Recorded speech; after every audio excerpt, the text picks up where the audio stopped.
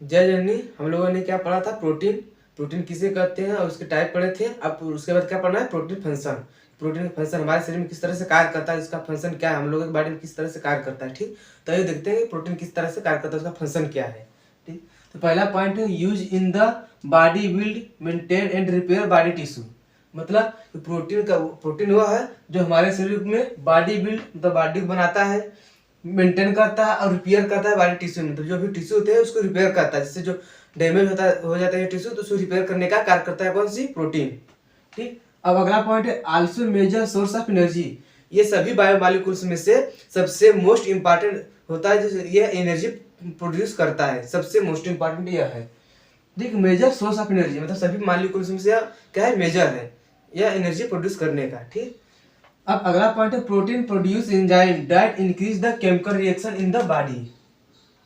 मतलब protein produce enzyme मतलब protein जो है क्या करता है? प्रोटीन को प्रोड्यूस करता है और increase the chemical reaction in the body. और शरीर में होने वाले केमिकल रिएक्शन को क्या करता है? इंक्रीज करता है, बढ़ा देता है। ठीक, तो यह एंजाइम प्रोड्यूस करता है, लेकिन शरीर में होने वाले केमिकल रिएक्शन को क्या करता है? बढ़ा देता है यह प्रोटीन। ठीक, अब अगला है transport small molecules through the organism. यह प्रोटीन क्या है?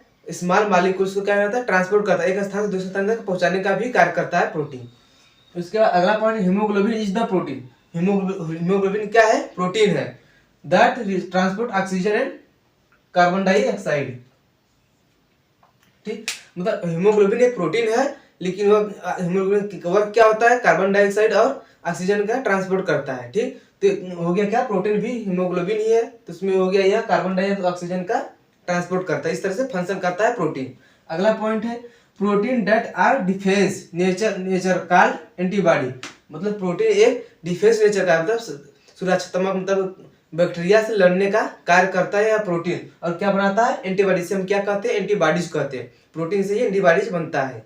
उसके बाद है अगला point protein also help in molecules fibre formation of bones.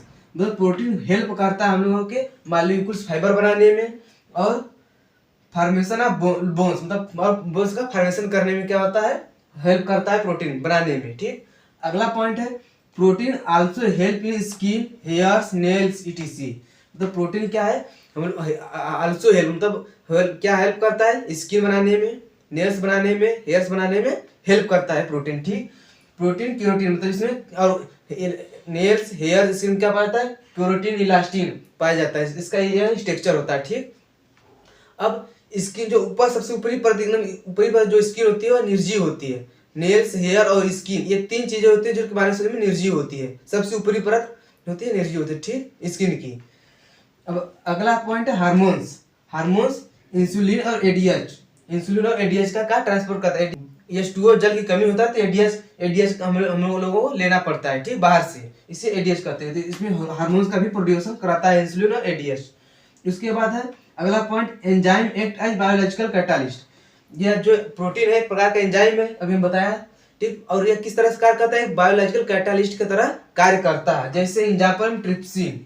Trypsin क्या? एक एंजाइम है, एक कैटालिस्ट की तरह कार्य करता है। ठीक, अब प्रोटीन का classification of protein based on function. मतलब क्लासिफिकेशन ऑफ प्रोटीन, प्रोटीन का क्लासिफिकेशन क्या है और उसका बेसिक फंक्शन क्या होता है, उसे देखते हैं कि कौन सा प्रोटीन किस सबस्टांस से मिलकर बना होता है। कौन कौन सा प्रोटीन किस सबस्टांस तो पदार्थ किस पदार्थ से मिलकर बना होता है। ठीक, तो ये देखते हैं। जैसे एंजाइमेटिक प्रोटीन।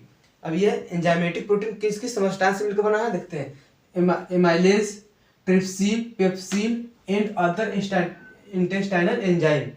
मतलब कि एनाइलेज, ट्रिप्सिन और पेप्सिन से तथा अदर इंटेस्टाइनल एंजाइम से मिलकर के क्या बनाता है? एंजाइमेटिक प्रोटीन बना होता है। जिससे शॉर्ट हम कर सकते हैं ATP and other intestinal enzyme. Short में याद रखने का है एटीपी। एटीपी मतलब ए से हो गया एनाइलेज, टी से हो गया ट्रिप्सिन, पी से हो गया पेप्सिन और एंड अदर इंटेस्टाइनल मतलब अदर इंटेस्टाइनल से क्या हो गया? अदर इंटेस्टाइनल एंजाइम हो गया। ठीक,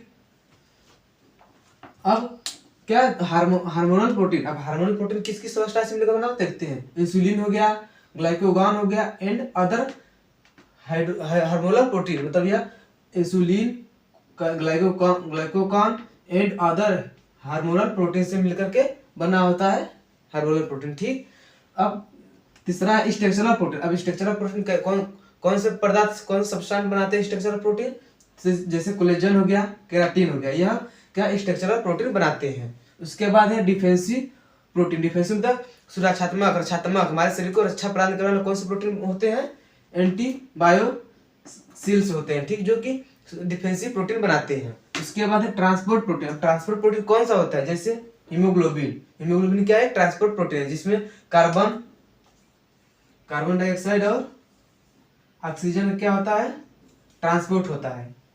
ऑक्सीजन, कार्बन डाइऑक्साइड बाहर निकलता है और ऑक्सीजन ब्लड में जाता है, तो वही क्या कहता है, किसके माध्यम से होता है, हीमोग्लोबिन के माध्यम से होता है, इसीलिए इसे कहते हैं ट्रांसपोर्ट प्रोटीन।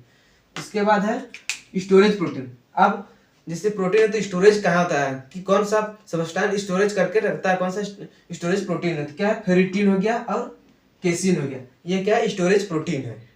अब देखते हैं क्या, digestion and absorption of protein, मतलब प्रोटीन का डाइजेशन और एब्जॉर्प्शन कैसे होता है, ठीक, किस तरह से वह कार्य करता है, इसमें कौन कौन से एंजाइम्स रिलीज होते हैं और किस तरह से पाचन होता है, प्रोटीन का पाचन कैसे होता है, हम लोग वह देखते हैं, ठीक, देखते हैं किस तरह से होता है, क्या क्या फंक्शन है, किस तरह से इसमें एंजाइम रिलीज होते हैं और किस तरह से उसको डाइजेस्ट करते हैं और एब्जॉर्प्शन होता है, ठीक, देखते हैं। पहले हम लोग कोई भी प्रोटीन खाते हैं, जैसे कोई भी प्रोटीन ले लिया, मुंह में जाएगा तो मुंह में पहले जाएगा तो क्या उसमें ब्रेकडाउन क्या करेगा, पहले दांत तीत जो होते हैं उसका पहला काम है कि वो क्या करेगा, ब्रेकडाउन करेगा। उसमें सलाइवा पाया जाता है, और सलाइवा का क्या वर्क है, जो भी बैक्टीरिया होते हैं माइक्रो ऑर्गेनिज्म का किल करने का कार्य करते हैं, उसमें हुआ सलाइवा से। उसके बाद पॉलीपेप्टाइड, और जो हम लोग प्रोटीन खाते हैं क्या होता है, पॉलीपेप्टाइड बांड से बना हुआ पॉलीपेप्टाइड होता है, तब उसका ब्रेकडाउन किस तरह से होता है आप देखते हैं। अब पॉलीपेप्टाइड प्रोटीन है तो स्टमक में जाएगा, स्टमक क्या, पेप्सिन, नोजन और सेल पाया जाता है। जब यह स्टमक में जाएगा प्रोटीन पॉलीपेप्टाइड, तो स्टमक क्या पाया जाता है, पेप्सिन, नोजन और एचसीएल।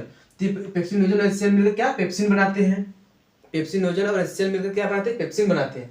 और जब पेप्सिन जब स्टमक में होकर पहुंचता है तो polypeptide protein break down in stomach, मतलब जो पॉलीपेप्टाइड प्रोटीन होता है उसका क्या होता है, संपूर्ण रूप से ब्रेकडाउन होने लगता है और किसमें टूटता है, डाइपेप्टाइड बांड में, ठीक, किसमें होता है, डाइपेप्टाइड बांड में टूटता है, मतलब स्मॉल मॉलिक्यूल्स में हो जाता है। जैसे पाली है, पाली से किसमें टूट रहा है, डाई में, तो कौन से मार्ग में, जो कि सलाइवा से किल नहीं हो पाते हैं तो एचसीएल किल करता है और एचसीएल पेप्सिनोजन मिलकर के पेप्सिन बनाते हैं, ठीक, पेप्सिनोजन प्लस एचसीएल बन करके पेप्सिन बनता है, जो कि पॉलीपेप्टाइड को क्या करता है, तोड़ने का कार्य करता है, किसमें, डाइपेप्टाइड बांड में, ठीक। अब डाइपेप्टाइड बांड से अब जा रहा है क्या, डिओडिनम स्मॉल स्टेरॉइड का एक पार्ट है, इसमें जाएगा, इसमें पैनक्रियाटिक एंजाइम निकलेगा, डिओडिनम से क्या, डिओडिनम में जाएगा, डिओडिनम के बाद क्या, पैनक्रियास से पैनक्रियाटिक एंजाइम निकलेगा, तो क्या बनाएगा, ट्रिप्सिनोजन। ट्रिप्सिनोजन किस तरह से कार्य करता है, देखिए अब इंट्रोकाइनेज एंजाइम का स्टेटाइल एंजाइम से निकलेगा,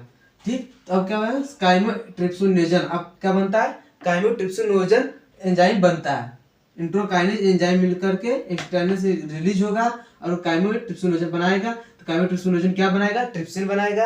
अब ट्रिप्सिन क्या है, प्रो कार्बो कार्बोक्सी पेप्टाइडेज को क्या करता है, ब्रेक डाउन करता है। तो क्या ब्रेक डाउन करने से क्या होगा, हाइड्रोलिसिस ऑफ प्रोटीन, मतलब प्रोटीन का पूर्ण रूप से हाइड्रोलिसिस हो जाता है, पूर्ण रूप से ब्रेक डाउन हो जाता है और किसमें बन जाता है, अमीनो एसिड में।